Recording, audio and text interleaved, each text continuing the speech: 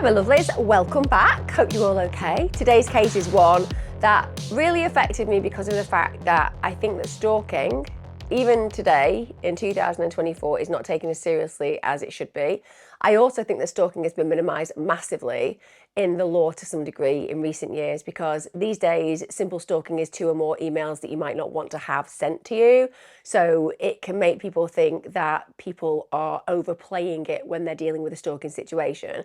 But when we actually talk about real stalking, where an individual has their life ended or ruined because of an individual who is so fixated on them, that's the level that so many women have actually had to endure. And the sad thing is that it takes a long time for stalking to be taken seriously, very often when it's physical, and it takes a lot of time for an individual victim to start realising that they are indeed being stalked. And those interplays between the psychology and the action and the feeling entitled to actually go ahead and complain, and then sometimes the reaction that occurs when you do indeed complain, which can be quite negative, you might not be taken seriously, these are things that genuinely lead to people dying. And the case of Jodi Sanderholm is absolutely going to example that. Also, if you're new to my channel, I release my content twice weekly here. I also release content behind my YouTube community and my Patreon paywall. So if you do like my content and you do want more of it, then you can always head over there and you can join if you would like to. Also, to every single one of you who supports me there, thank you so much. I cannot do this content without you. You are the ones who make it possible. Also, if you're a regular coming back and you haven't subscribed yet, why don't you subscribe now and get your notifications on? And if you like my content, give it a like. Also, I've got loads of new true crime merch out. The link is below. So if you want some t-shirts or hoodies, just go and have a look. We have some amazing new designs and they are really good quality. All of them are created right where I am now. Not like in this room, that would be a challenge, but upstairs from this room. So everything that we send is very personal, and I know that a lot of you will relate to that because you get in contact with us and say you really like the personal touches and all the little messages that we leave when we send you your merch. Let's talk about Jodi Leanne Sanderholm. She was born September the 26th, 1987. Her parents are Brian and Cindy Sanderholm. She was also the youngest of 3 children. She was the baby of the family. She had an older brother, Jason, and an older sister, Jennifer, and they are a close, connected, loving family. She was also academically gifted. So during high school, she was a member of the National Honor Society, and she also achieved the Outstanding Physics Student of the Year award and graduated as valedictorian. I'm sure some of you will not be aware of valedictorian and what that means, but in America, I'm sure it might happen elsewhere, but certainly America is where I've come to get used to this term. It means you have basically been the student that has excelled in the most amazing of ways. So we are talking about somebody who genuinely will have a future that, at least at this moment in time, seems incredibly bright. Also, physics. I think I got 11% in my final physics exam before I dropped it for my GCSEs, which is probably a good idea because it clearly demonstrates that it wasn't my thing. But she is an all-rounder, is what I'm saying, because it isn't just the fact that she's academically gifted and beautiful and liked and loved by her family. She's also somebody who loved to dance, and she was really, really talented at this. So she'd been on the Arkansas City High School dance team, and she was actually captain for 2 of the 4 years that she was a member of this team. And what does that tell us? It tells us she's a good negotiator, she's a good delegator, she's a good organizer, she's good at teamwork, she's good at mediation, all the things that you need to be able to be good at to be a captain. If you want to make a team cohesive, you have to be the person at the head making it so. So your actions count. And she clearly did that very effectively. That's why she was captain twice. Now, she was also a Universal Dance Association instructor. So she is a go-getter. She is one of those young women who really sets her story in life and goes and achieves what she wants to achieve. She then, after this, goes to attend Cowley College, and she majored in pre-pharmacy.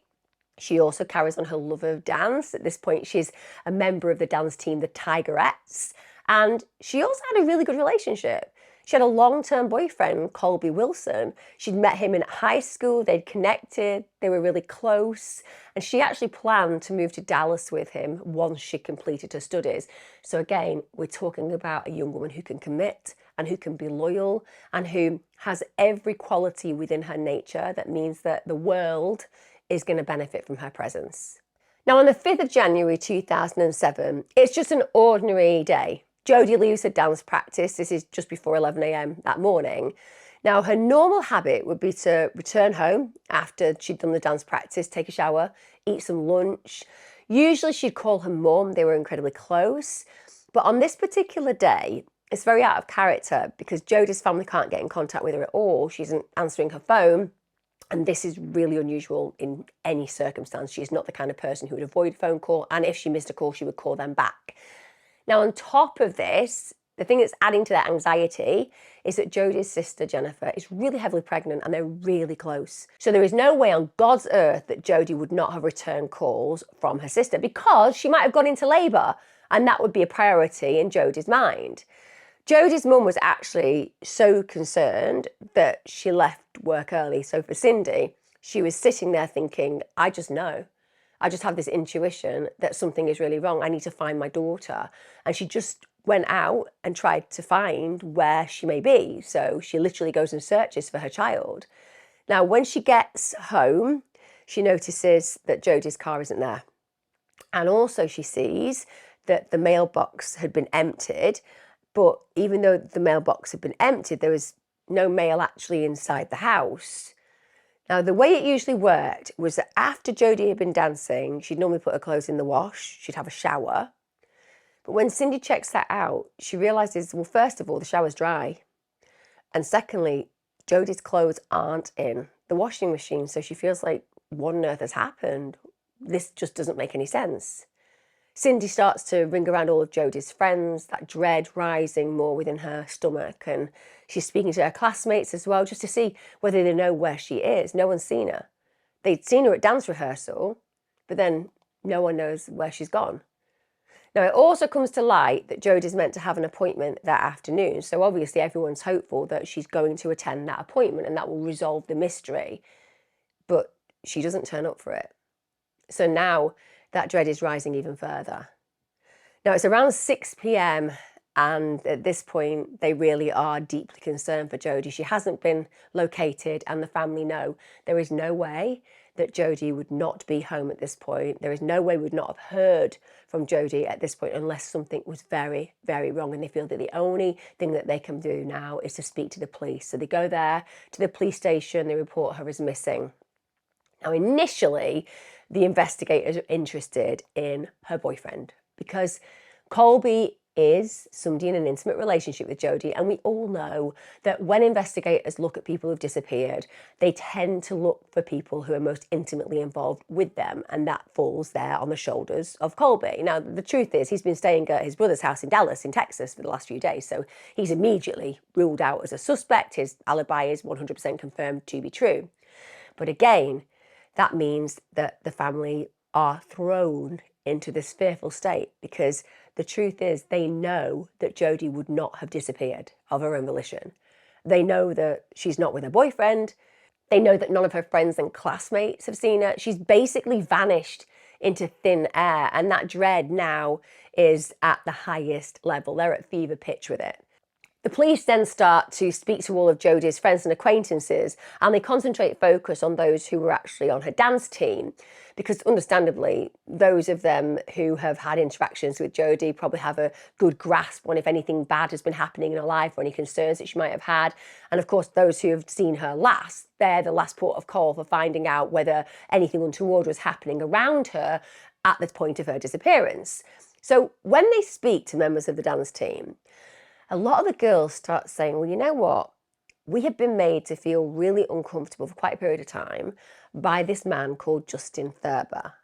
And he was somebody who was known to lurk around during the time of the dance practices. In fact, he had indeed followed some of the girls on different occasions as they'd left rehearsals, which is truly terrifying. And also, when we think about stalkers, understandably, for the most part, we imagine people who are individuals stalking another individual. very few of us will come to the idea that this is something that can occur for multiple people. So one source can cause a whole heap of pain. And he is the example of that kind of fixated stalker who, yes, has particular individuals that they pinpoint with their greatest fixation. But if that person isn't available to them, they will actually dislodge that fixation temporarily and concentrate focus on other individuals. And if you think about an individual who is doing this, they are consumed by a particular desire within them. They are consumed with a need to constantly be lurking and following and figuring out exactly what the movements are of certain individuals. And this is what this guy has been doing. So let's talk about Justin Thurber. He's 23, and I would say people would respond when they talk about who he is on a reflection level as him being a loner and a bit strange. He is somebody who is quite fringe. He also did have a criminal record, but they weren't related to stalking, so they were for crimes such as theft, drug possession, criminal trespass. Now, criminal trespass to me immediately makes me think about people, of course, going and getting involved in commercial environments. So going into companies that they're not invited to, on land they're not invited to. But I also think criminal trespass can absolutely be somebody coming on your property when they're not allowed. And that for me is in line with stalking behaviour, particularly if you're somebody who's voyeuristic in nature and you're a sexual predator who likes to spy on women when they're getting changed, which again, I know that's a sexual predator and is known as a voyeur, but it's still absolutely in line with what I would consider stalking.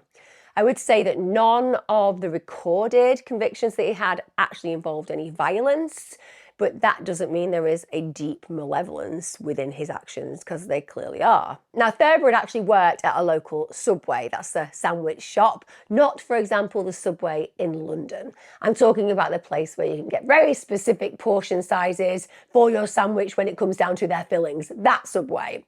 Now, two of his female colleagues actually said that they just felt scared of him. So when they were working with him, it wasn't just that they felt uncomfortable, they just felt downright scared. And that is rare. Come on, guys. We've all been in situations where people may not make us feel completely at peace. That happens on a daily. A different sense of humour can mean that you feel a little bit worried about saying the wrong thing in front of a certain person. That can make you uncomfortable. But when you feel unsafe, that is a rare experience. It is that instinct that's saying, get out, get away. And I think that anybody who's worked in an environment where they're genuinely scared of somebody, it is just such a challenge, because you want to earn your money, but you equally don't want to be in line to be harmed by a predator. So you have to go through this mental balance of thinking to yourself, what do I need to do to protect myself or pay the bills? And that can be really, really challenging. That's why people stay in work situations that are unpalatable and indeed at times unsafe, even though, like I note, it is rare. Now, it came to light that one of those girls who felt really unsafe when he was around had seen Justin Thurber drive by the Subway 12 times one night as she was closing. 12 times. On two occasions, so this was January the 3rd and 4th, she'd even felt the need to ask for a police escort home because she was so frightened of him. That in itself is high-level stalking. Now, obviously, when the police are given all this information, and this is information that's given by many young women, so they know that nobody's making this up. This guy is in the spotlights, is in the headlights for this kind of inappropriate behaviour, and clearly that motivates them to want to speak to him. Now, he is able to provide an alibi for his whereabouts when it comes down to Jodi's disappearance. He said on that day he'd met a friend and two people that he didn't know very well. They were friends of his friend. And then they had basically hung out together, driven around in a car. But then the vehicle became stuck on a muddy dirt road. So they kind of got into trouble. Justin Thurber then said he walked for a while and then ended up calling his dad to come to the rescue. So he came basically and gave him a lift home. Justin's dad actually said, yeah, that absolutely happened. That's exactly what Justin told me. And I did collect Justin. He'd been near the Cowley County State Fishing Lake, and he was actually wet and muddy when he picked him up. So he was saying it's really contextual. He's described the event. I can back up the event, and certainly the way that he presented also suggests that what he was saying was true. Now, the police aren't satisfied.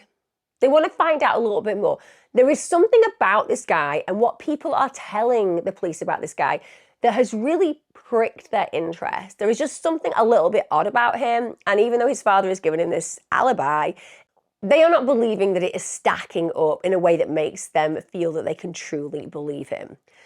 They also speak, therefore, to Justin's ex-girlfriend, a woman called Alexis Swartzel. So she agrees to an interview.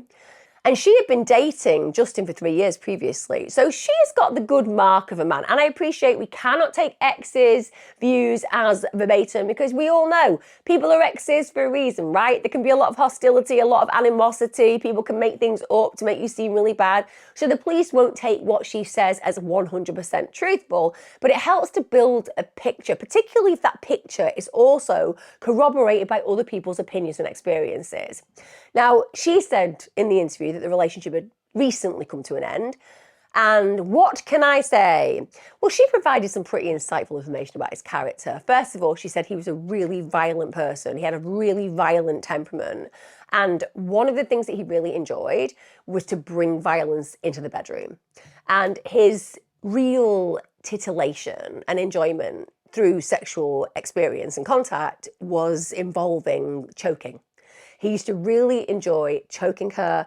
He used to like yanking on her hair, and I appreciate there will be people out there and that is your kink. That is what you want to do. But this woman wasn't particularly enjoying it. And also, it felt like he was the director of their sexual experiences. So she wasn't leading it, he was leading it. And to some degree, even though she was a consenting party, she wasn't enjoying what she was consenting to. And a lot of people, when they care for a partner and enjoy being around a partner in many other ways, when it comes down to the bedroom, they will put up with things that they don't really like to please their partner. You shouldn't. No one should do that. I appreciate that you should be able to get to a point where you can talk about what you both want, get what you both want, and acknowledge what you don't want. But I promise you, I've worked in therapy for so long. I have worked with so many young women, particularly, who are going ahead and doing what their partner wants to please him or her when really they don't enjoy it whatsoever. And unfortunately, that's the case here. And she said, this was something that really progressively worsened towards the end of the relationship. So he's upping the ante, he's getting more and more aggressive in the bedroom. The police said that talking to her was really invaluable in the investigation because, first of all, not only did she talk about his sexual predilections, his kinks, his interest in choking, she also told them, listen, his favourite parts, the core wildlife area, which they previously frequented for the dates. But she also told them that there was a remark that he made that when he actually said it, she didn't really take seriously and it wasn't something that stood out. But now, in light of what they're interviewing her about, the remark really came to the forefront of her mind and it's concerning her. And that was that he said to her, if he was ever going to get rid of a body, he'd get rid of the body there because no one would ever know. So the police immediately think, we need to search this area. And that's really the big lead that begins the search for Jodi in that area.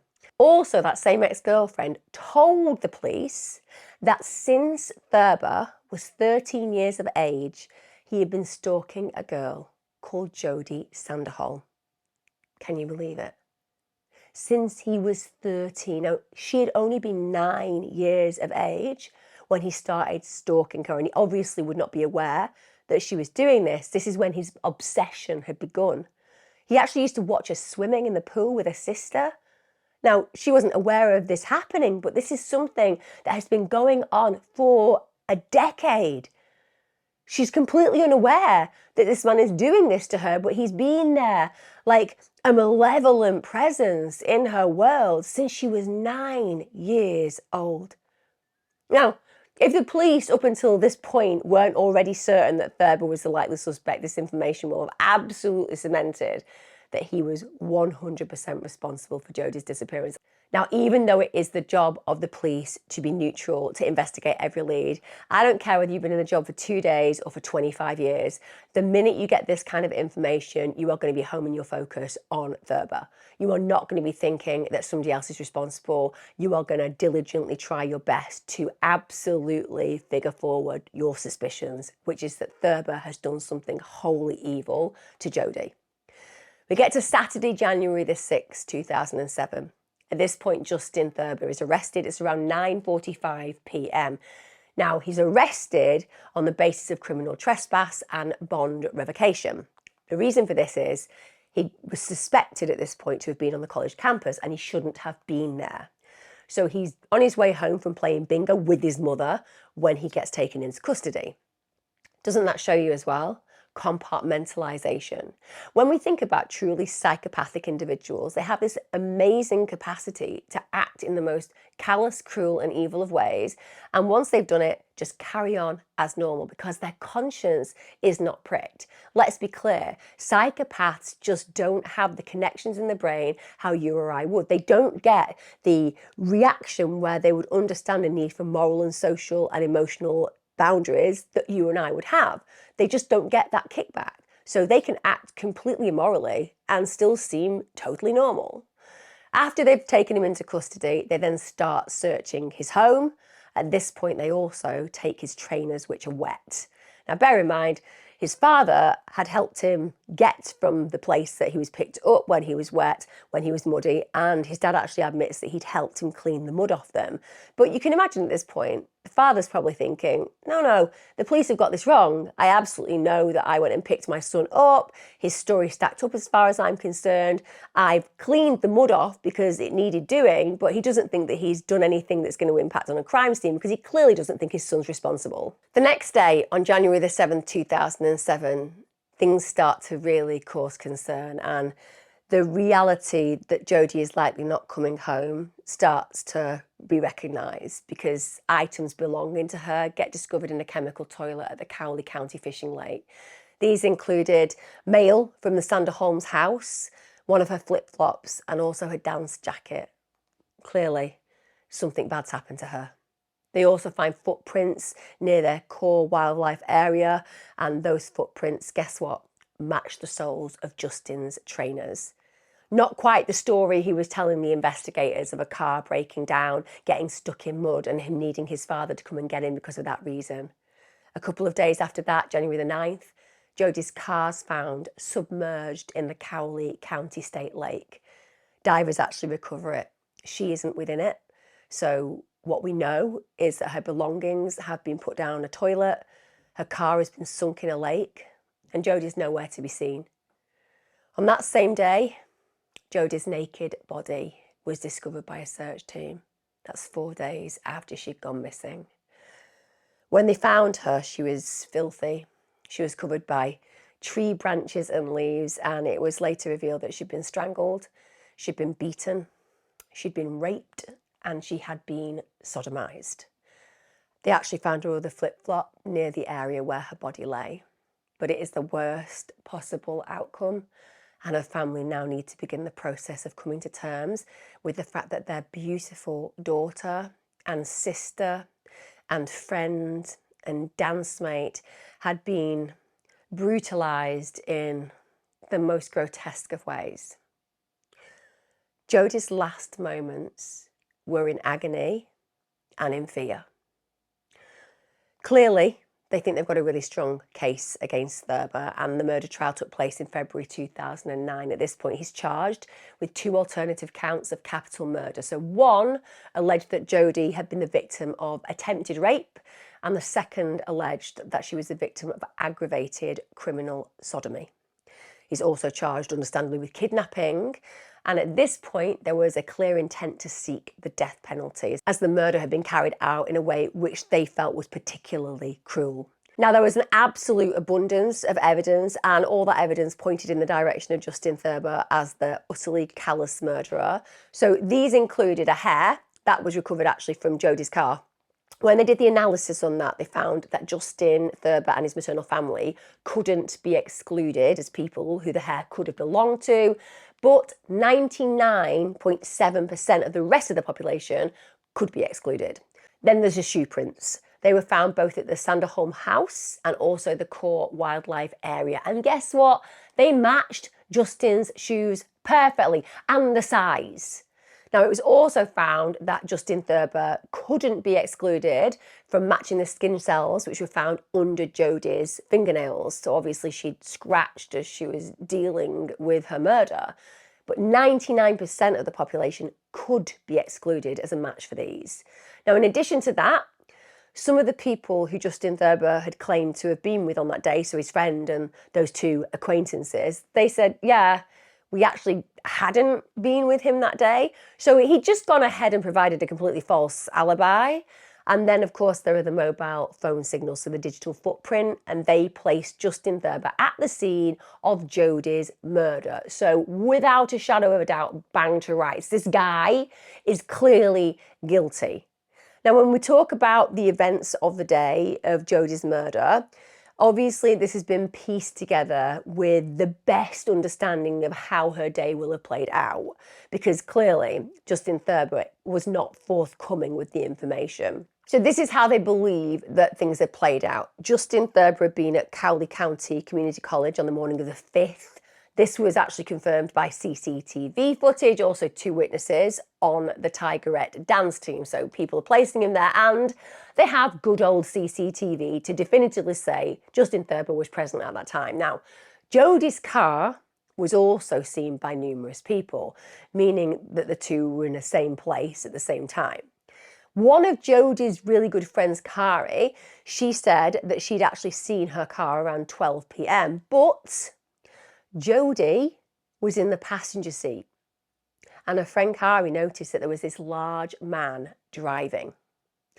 So that in itself is very scary, because the only person that would be driving Jodi's car aside from Jodi would be her boyfriend or family members, because they're intimately related. And clearly the person driving is not somebody who fits the description of a family member or boyfriend. Also, 2 people testified to say that they saw a car similar to Jodi's being driven down a dirt road near Arkansas City at 3 p.m. And actually, one of the women identified Justin Thurber as being the driver of the car. Now, of course, even though Jodi is in the car with Justin Thurber, the investigators don't believe for a second that Jodi had got in there willingly. They believe that Justin Thurber kidnapped her.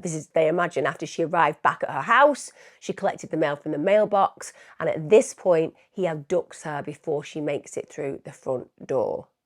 At this point, he then drives her car with her to the core wildlife area. Now, there were actual footprints leading to the place where, unfortunately, Jodi's body was found. Initially, the footprints are of 2 people present. So essentially they can see that there's 2 people's prints walking in the same direction. One of those sets of prints clearly belonged to Justin Thurber. They were athletic shoes with a herringbone pattern. That absolutely confirms the actual shoes that he'd been wearing that day. And another were wearing flip-flops. And clearly Jodi had been wearing flip-flops. Now, at one point, the tracks made by the flip-flops come to a sudden stop. Now, it's theorised that this was the point where Jodi was desperately resisting. Now, it's suspected that because she was resisting Justin Thurber, what he had to do was to eventually carry her. They actually found one of her flip-flops further along the path, and obviously he had taken the other flip-flop. So this supports that it's very likely she was being carried at that stage. Now, Dr. Oberst, that's the person who had to carry out the autopsy on Jodi, he described the findings to the court, and it is just genuinely harrowing and brutal. So first of all, her actual cause of death had been strangulation, but also blunt force trauma to the face and head. I always find it really interesting when sexual predators kill in these kind of ways. So strangulation, I think we all appreciate, is something regularly used by sexual killers. I think the omnipotence complex, the individual feeling like they're more powerful than anyone, literally looking at you as they are killing you, looking into your eyes as you are terrified, I think that really feeds their ego and it thrills them. But when I think about the blunt force trauma to the face and head, I think that also speaks of a rage within the man, because he knows he could never achieve the person that he is harming in a relationship of any way, shape or form. They feel this anger towards this unachievable, unattainable, better form of a human being, and they can't stand it. His obsession with this child and now this young woman had grown to such a fever that when he finally has his way with her, he wants to destroy her, because he knows ultimately she would have rejected him, and rightfully so. He deserves rejecting. And that knowledge within him is absolutely incense-based. He can't bear it.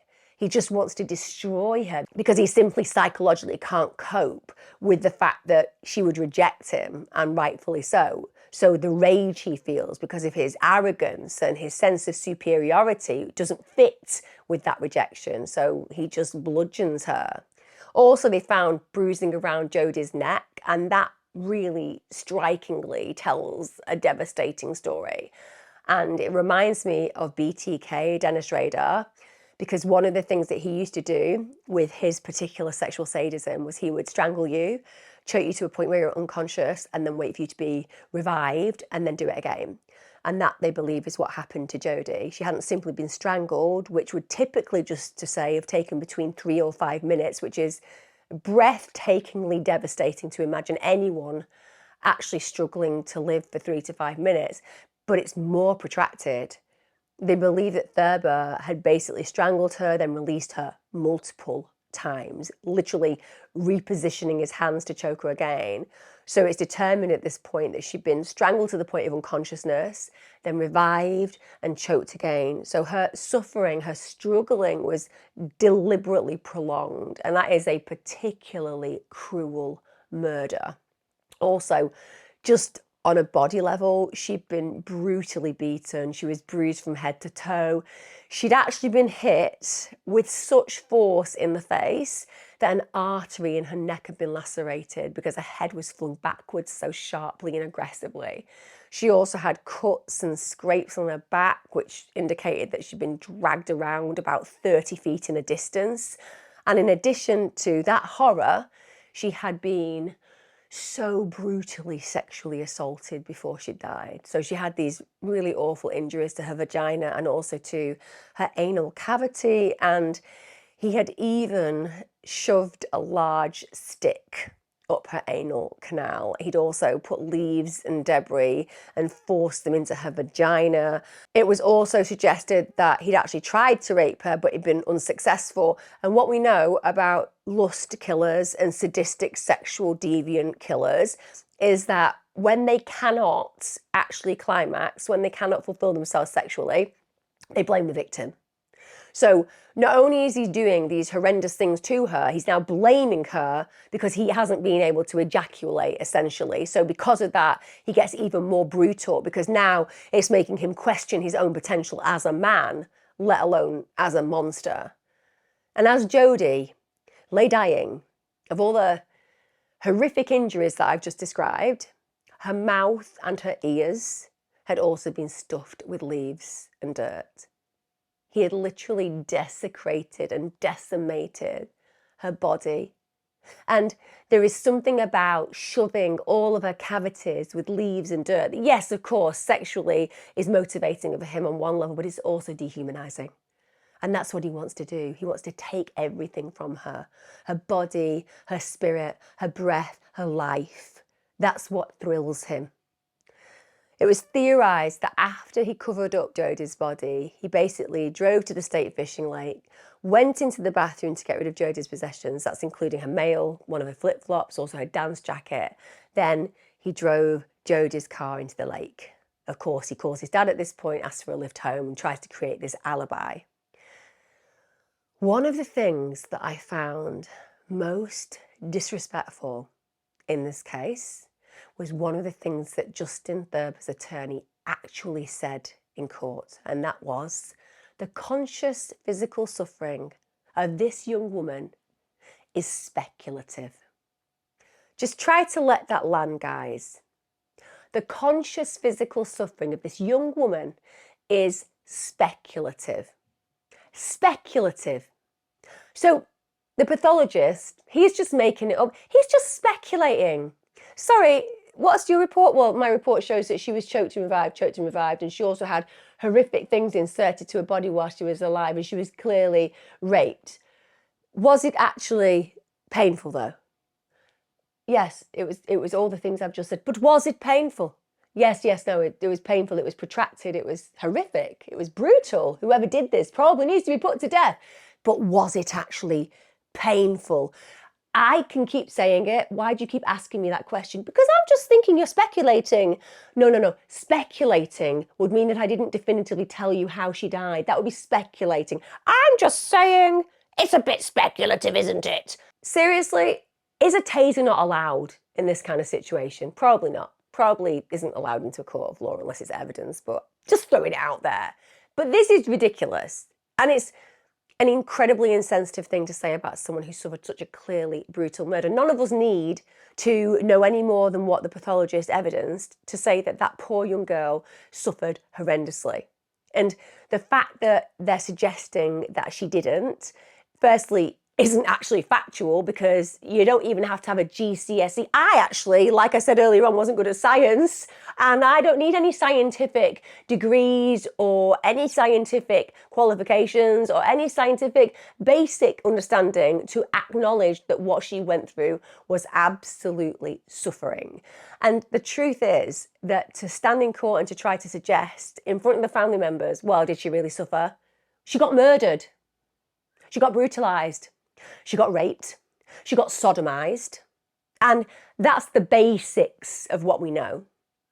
We don't know what else happened because we weren't there, but we can definitely say that she suffered. Now, another individual who came in as a witness was Justin Thurber's ex-girlfriend, and she said, listen, one of the things that I really noted within our relationship was if I resisted during sex, which clearly, guys, you shouldn't be resisting in sex because you should either want it or not want it.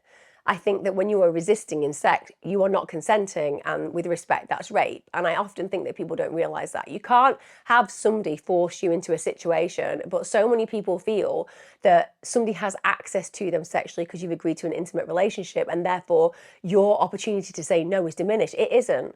So the very fact that she felt that at times she resisted and that made him get really turned on, and the fact that she said she tried to resist but clearly didn't get to, that tells you what was going on in their relationship. And she's obviously a victim, like so many people are, without even computing it. She also said that one of the things that he really enjoyed was choking her during sex. And when he was doing that, he would relax and then tighten his grip around her neck. And at some points, he would insert things into her anus. So he inserted a plastic item into her anus. And you can see how this transfers to the kind of attack we're talking about. Okay, she wasn't being murdered in that situation. She was in, to some degree, a consensual relationship. Although I would question that she was absolutely being consenting in her actions because she was resisting. But clearly, we look at what was happening there on a micro level, and then we translate that to the macro attack that happened where Jodi was concerned, and it absolutely makes sense that, again, he is 100% guilty. Now, Thurber's friends, they also testified against him. And they said that he would literally brag about surreptitiously watching Jodi swim and undress when she'd just been 9 years of age. I swear to God, guys, if anybody admitted that to me, I would march them personally to the police station. Or if I was scared of them, I would just speak to the police about that immediately. This is a sexual predator of the highest level, and he also has predilections for children. I don't care that he was 13 when he started looking at her inappropriately. She was 9. This speaks of pedophilic intent as well.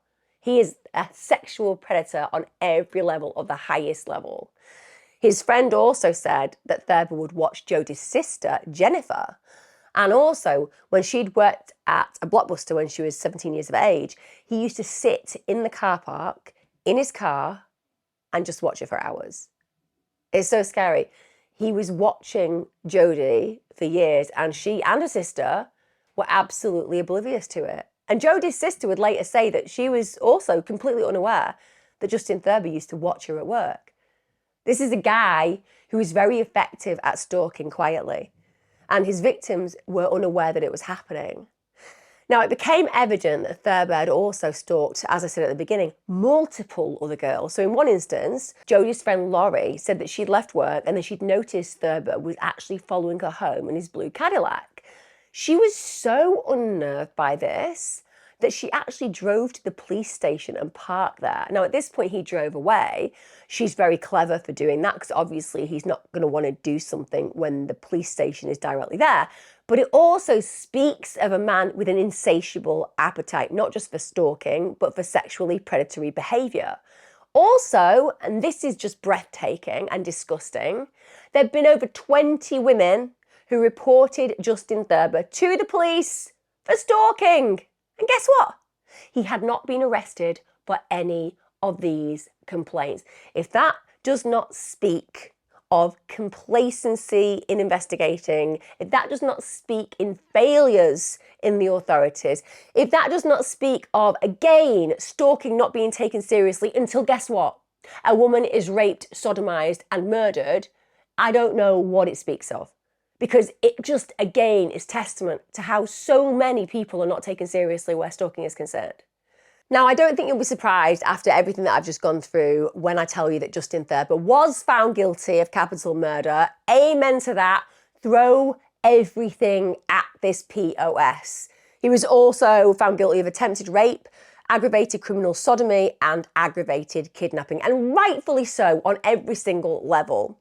Now, just one day prior to the penalty phase of the trial, a motion was actually filed to assess whether Justin Thurber had an intellectual disability. So the defence argued that Justin Thurber had low mental functioning. Can we just interject here? Yes, Emma, what do you want to interject with? I don't think that low mental functioning is actually why you become a rapist. I'm pretty sure that low mental functioning might mean you find it a little bit more difficult in, I don't know, academia, for example. PhD probably isn't your thing. But I'm not thinking that when you've got a slightly lower IQ, the next thing you're going to do is go and sodomise somebody. We're still going to go through with it though, Emma. We're still going to go for it. As a defence, we think we've got a chance.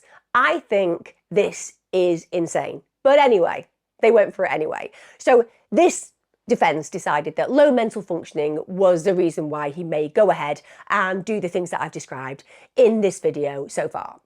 Now, fortunately, it was determined that there was not enough of a basis to suggest that Justin was intellectually disabled, although that would not have been an excuse anyway. But okay, let's just bring it in as it potentially had been. Well, there wasn't enough evidence anyway to warrant a hearing regarding this. And the reason for that is he had completed high school and attended college classes. I don't know what crack his defence was smoking, but I would say it must have been strong. Because, you know, for any human being, if you're going to give a defence of somebody who is not competent on an intellectual level, they're not going to have completed high school, they're not going to have attended college, because, you know, there'll have been issues around their mental functioning. But obviously the defence were trying anything, which worries me deeply, because not only have they tried to suggest that she didn't suffer at the end of the day, Jodi didn't suffer in the hideous killing that I've described.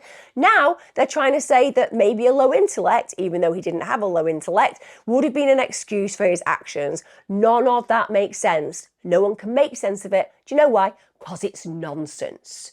So when it came down to the sentencing phase, the jurors actually deliberated for 4 hours. Not very long, guys. And then they recommended the death penalty. So let's be clear. The death penalty is a big deal. A lot of jurors are really not on board with the death penalty because you know what? You don't want to get it wrong. And also, a lot of liberal individuals just do not believe the death penalty should exist full stop. They think it's immoral. They do not believe that killing is ever acceptable, even if you feel that you are killing as a privileged position within the state and doing it for the right reasons and for a court case that demonstrates that an individual has reached the bar. Some people would say there is never a bar. You are killing and that is the end of it. So to get a whole jury to agree and it only take them 4 hours before they come out and say, yeah, put this person to death, that gives you evidence of the gravity of the evil involved in this crime. Now we get to January 2014. At this point, the Cowley County Attorney, Christopher Smith, actually wrote a letter opposing Senate Bill 126. Now, Senate Bill 126 proposed to repeal the Kansas death penalty law. I've read this letter. It is very, very powerful. In it, he wrote that he had basically previously not been a supporter of capital punishment.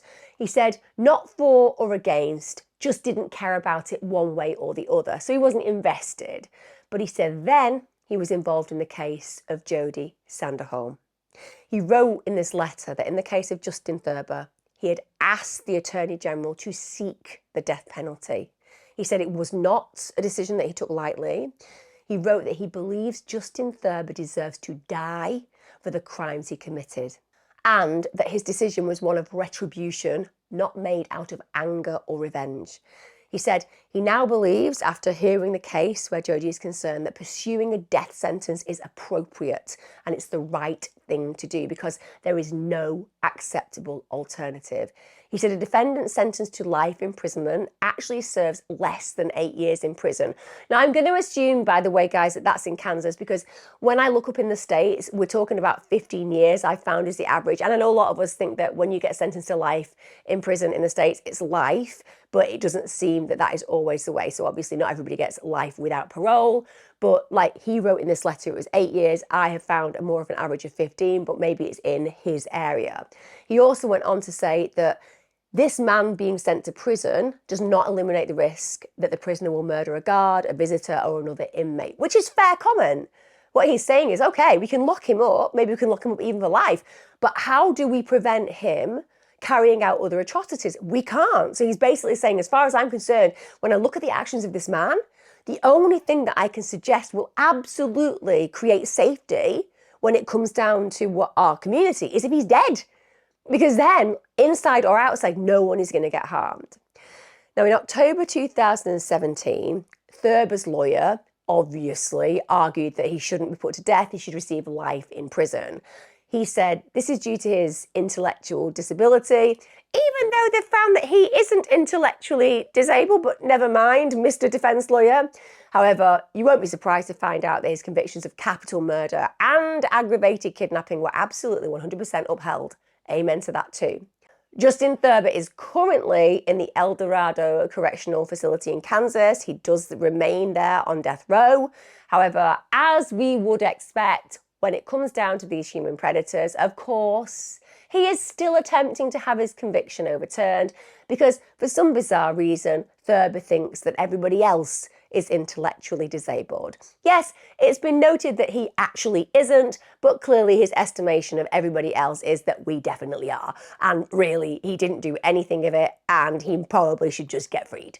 Because this is the mindset of these arrogant not-rights, that somehow he is the victim in this situation. And I think it will be clear to all of us, and this is terrifying, but if he had not been caught, because this guy 100% wanted to get away with it.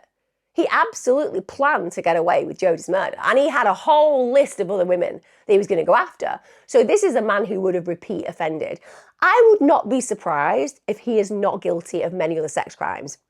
He may not have actually been found guilty of them. People may not have pressed charges because we hear time and time and time again of women who get put through the most horrendous of experiences and they don't press charges because they feel embarrassed or they don't think people will take them seriously or they just are in a situation where they're dealing with drug dependency or they're a sex worker, and often men will do the most deplorable things to them and they actually don't speak to law enforcement. And just the fact that he took his time with Jodi, he was planned and premeditated with Jodi, and he genuinely thrilled himself during her killing. That speaks of somebody who had planned effectively and had time to play out his violent fantasies. And when we think about organised serial killers, certainly they do that too. The dehumanization, I appreciate, fits more into the disorganized category, but you just have to look at the fact that he was planned, he was prepared, he was cold, he was calculated, and he would have got away with it had it likely not been for those people who could identify him as the weirdo who had caused them issues, and also, of course, the amazing, compelling testimony of his ex-girlfriend. Now, Angela, a friend of Jodi's, she went ahead and created legacy for Jodi, and I appreciate that Jodi's never going to walk this earth again and her light has been put out, but there is something beautiful about people making sure that we remember her name. She's created Jodi's Voice. It's a non-profit organisation, and that non-profit organisation aims to increase awareness of stalking and also fights to change the laws surrounding this. So this organisation's already played a role in Jodi's law being passed in Kansas, and that basically enables police to prosecute stalkers more easily. It is crazy to me that that needs to happen. Stalkers ruin people's lives. And like I said, there is a minimisation in the UK, certainly, of stalking these days. And I don't want people screaming down the screens. I get it. Stalking is really serious. It absolutely 100% is. But what I'm saying is that when simple stalking is brought in, and like I said, if you sent 2 or more emails that are unwanted, that can be classed as that. You don't even have to be present these days physically to stalk someone. You don't even have to be violent or aggressive towards them. That can get you into trouble with stalking. And that was very much brought into law, I think, as a backdoor to prosecute people that the politicians would like to prosecute who potentially wouldn't be prosecuted otherwise.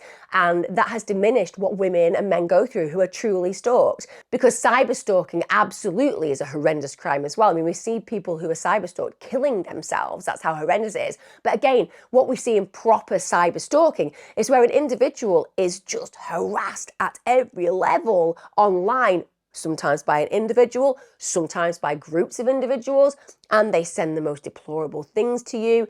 They threaten you. You are fearful of your life being ended by them, and it can get to a point where you literally can't leave your own home or use one of your digital devices because you are terrified of what is going on. And often they will also be watching you on a physical level, so you just feel like nowhere is safe. And then, of course, there are the cases of physical stalking where an individual constantly is afraid of an ex-partner or a stranger, and it's really hard to manage stalkers because you would imagine that simply going and saying stop would be enough, but the evidence shows absolutely it isn't. The fixation is so enormous, and that means that they need much more engagement and much more management, such as being sent on therapeutic programs, etc., or locking up, lock them up, get them off the streets. But it rarely happens, and it is why people end up dying. It's why Jodi's law needs to be passed. It's why we are in scenarios where I cover on this channel women who've lost their lives to stalkers, because eventually these kind of individuals can escalate,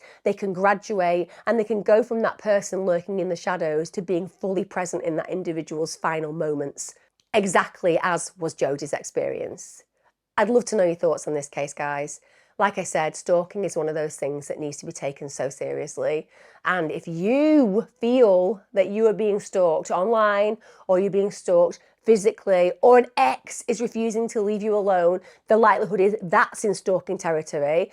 You really need to act. Do not feel that you should be silent. Do not feel that it is your job not to get people into trouble. Do not believe that this will pass, because what we see is absolutely stalkers escalate, and your safety is 100% paramount.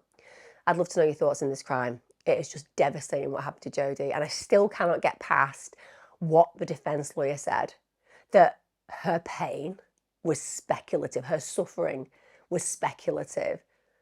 I mean, the words that I would like to say about the defence lawyer, they would be speculative, but they'd also involve a lot of swear words. So I'm going to resist. Let me know your thoughts in the comments, guys. And my thoughts absolutely go out to Jodi and her family. Just a despicable failure. 20 women said that Thurber was stalking them. 20 women. Not one person in authority went ahead, spoke to him, arrested him, charged him, or did anything. And now Jodi, an amazing girl, an all-rounder in life, is dead, brutalised in the most horrendous way. What a mess. See you again next time, guys. All my love. Be safe.